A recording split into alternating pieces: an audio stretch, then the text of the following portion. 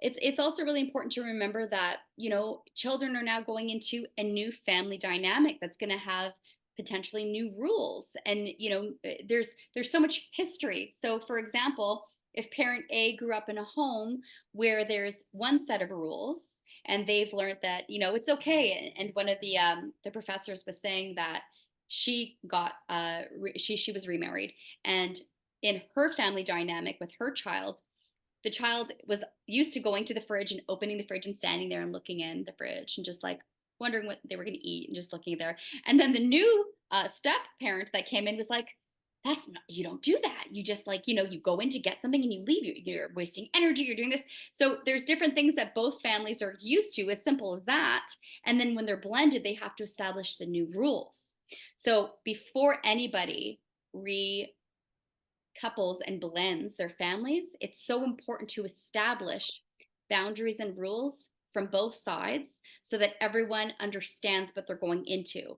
And it will resolve many conflicts before they happen by having those different things. Do the kids keep shoes on in the house when they walk through? Do they have to take it off? There's just so many little things that should be discussed and established so everyone's on the same page. I think what is very helpful, and I do it, you do it, and there's other people that do it.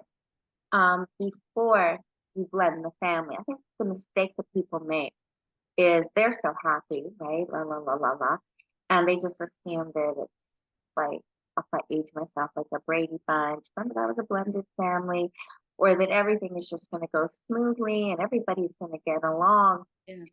I really believe that some co-parent counseling for blended families prior to blending the family is so essential because you have no idea what's going to come up. So the more prepared you are to handle these things is going to Mm-hmm. make things a lot smoother and keep people from making mistakes.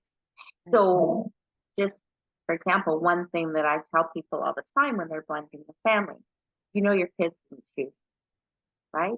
And even though you're very happy and this is great and nice for you, blah, blah, blah, your kids have not chosen this. So a thing that happens to children, a fear, is that this new partner is going to take away mom or take away dad. Everything's going to change. And with young children, what's so important for young children is that they feel secure, that they feel, and it's the same when parents are separating, right? Like, what's the first thing we say? The kids are worried about themselves. No, they're not narcissistic, although I hate that word now. They're not narcissistic, but it's a lot about it's age appropriate. What about me? Are things going to change for me? Will I still see my friends? Will I still see my grandparents? Will I still go to the same school? In that same way, you can take that same sort of fear into blending a family and what's going to change with me? Will I be okay?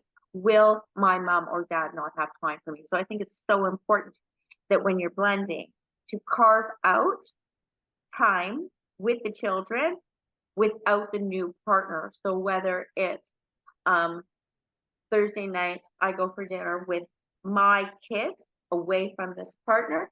I go to just taking the kids if there were traditions that you followed, maybe to continue those so that the children see, you know what, my mom or my dad's happy, but they're still making time for us. I think that's Bang without that on. new partner tagging Yep, along. bang on. And also, on that same note, it's almost equally as important as this new step parent to make time for the new child one on one, also. So, having that new bond established, and sometimes it's a little bit difficult in the beginning, but something like, hey, you want to go to Home Depot with me? Or, hey, come over here and let's just go grab an ice cream. Little steps in order to establish some sort of bond and just talking and knowing that it's without the other parent present, those moments are so important to have their own relationship established and built. And what you said resonates so much because there was an example where there was a little girl that was being interviewed in this family counseling dynamic of this new blended family. And she said, my mom and I used to every Friday night have picnics in our living room and just talk. And now Bob moved in and we don't do that anymore. She just wanted to know that she was still important and loved the same way, even though some things are going to change, a lot of things are going to change, but to keep that important connection with your children and having this new person form that type of connection is so important. Mhm. And so, yes, I agree with that. There was something else that you made me think about when you were speaking, and it's so true. Just those connections established. I'm just trying to think of what you were saying. Um, yes, it's also very important for both parties that were married in the beginning or that were together in the beginning and had the child to not knock down the new partner. And the reason why that's so important is because it's so much more difficult for the child now feels like they have to not be close to that new step parent because their loyalty bond is with the biological parent. And the new parent that's coming in, they will repulse even more so. And it's harder for them because then their lives with that new family dynamic is not going to be as happy or genuine. And they're going to try to hate that other parent just because of their loyalty bond. So it's actually such a disservice to your child to say things like, oh, what's he doing there? Or what's she doing here? Or they shouldn't come, or whatever the case may be. It's so important to think outside of yourself and any jealousies or anything that's going on inside of you to realize that this new person in your child's life is going to be there and you want them to be happy. So to encourage it. You don't have to be best friends with them, but to try to encourage it and say, wow, it's so nice that you guys did this, or that sounds like fun. Just to give that child that almost that approval to go ahead with liking that parent is going to be important for the child. For sure. And something that we see a lot when there is a remarriage or repartnership and blending of family is the ex-spouse feeling threatened. And the ex-spouse feels threatened with this person going to be called mom or dad. Um, you know, it's important for the new couple to realize that children have one mom, one dad. Like, let's not trample on anybody's role here, right? Just call Right, me mom. right, Just call me mom too. I can tell you when my people being very open, when I was divorced with very young children and my ex remarried, um, the new wife asked the children to call her mom too. And they told me, right? And that was just not okay. no, yeah, I had, so like, absolutely not. I'm mom. They can call her by her name, they can make a pet name, whatever it is. But I think it's really important that that everybody understands, and we can only control how we behave. I can't control how others behave. And sometimes the new one, or who feels threatened in some way is yipping in the kid's ears, right? Your mother this, your father this. Like, we can't control the outside people, but we have to know how to respond to the children and to make them feel safe. right. And one of the points that was made when names were brought up was that it's important for the children to decide. If the children are going to call the new step parent, Barb, then it's going to be Barb. You don't want to influence them to call them mom or dad because they have their mom and dad, like you said. So it's important to not push things on kids, and to also one of the things that I loved, it was an example where they were saying, you know, for example, little Susie comes home to tell her dad that she just made the soccer team and she's really excited about it. And she's coming home and she can't wait to get off the bus to get into the house to tell dad what happened. And dad's now talking to his new wife and they're in deep conversation. And Susie bursts in the door and she's like, Dad, guess what? I have to tell you something. Guess what? Guess what? What does dad do? Does dad now ignore his child? Or does he continue talking to the new wife and hold that boundary of respect for just a moment? Now, anything that dad does is going to be hurting someone. He's going to either hurt his Yes, wife by saying, just a minute, Susie's here to talk, or he's going to be hurting Susie by saying, I'm in a conversation, just a minute. So, what type of reaction dad has is going to either make his new partner or his daughter feel like they aren't as important. And that type of situation is difficult. So what do you do?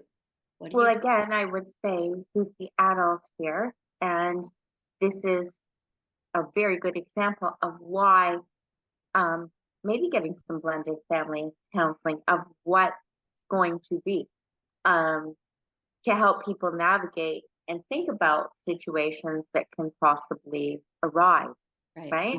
Yeah. Um, off the cuff, I mean, another situation that can have tension in a blended family is your new partner expects, their new partner to think their kids are as fabulous as they do and just go for things to run so smoothly. And then if they're not prepared, right, you have this kid and maybe the kid curses a lot and the parent thinks it's cute, or maybe that kid doesn't take their dish away from the table and rinse it and put it in the dishwasher. And the parent thinks, oh, it's okay, like, whatever. But that's why working with somebody before you blend and having that person in the background, if troubles arising on the home front, I think is so vital to have. I agree with you. And, it is recommended to not rush into things for the sake of the kids to make sure that everyone feels comfortable, especially when young kids are involved, but even with older kids, because older kids, they say that a lot of parents decide to stay together until the kids go off to university.